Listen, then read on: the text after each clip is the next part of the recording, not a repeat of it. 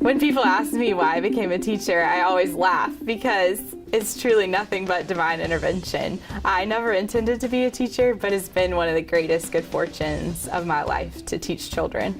The lessons that define me as a teacher are the lessons that are functional in nature. We teach a lot of life skills, and so it's lessons like how to make a peanut butter and jelly sandwich, something that they can do in their own lives to improve their lives. I engage all students in the learning process by differentiating the lessons to meet their needs and to also inspire them in something that's important to them. So I have kids who have a lot of varied interests, and so I try to pull those in there and draw on their strengths so that they can feel successful in each lesson. I connect my students to the world around them in a couple different ways.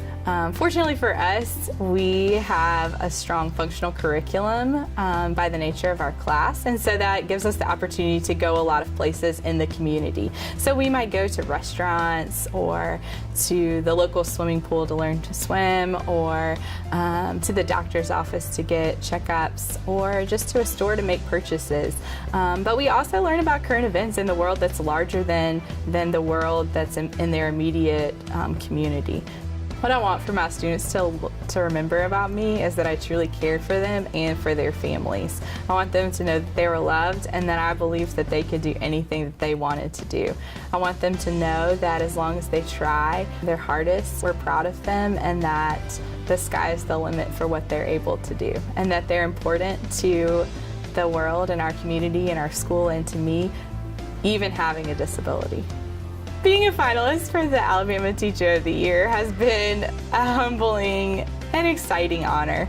It is just an honor to be recognized in our profession of so many amazing educators. I think that there are thousands of other people who are just as well suited for this honor, and so it's truly humbling to be the one chosen. Also, I think that it's of great importance that a teacher who teaches special education is represented in the Final Four. I think that oftentimes we just don't see how children who are differently abled are learning, and so I think that it's a great privilege to be able to champion the great things that are happening in special education and the learning that's taking place in children's lives who are learning differently than maybe their typical peers are.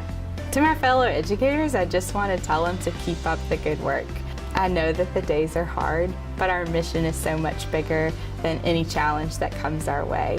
And so my advice is to just remind yourself and remind your colleagues of why we're doing what we're doing, because it's truly a cornerstone of our country, the fact that we have free public education for all of our children.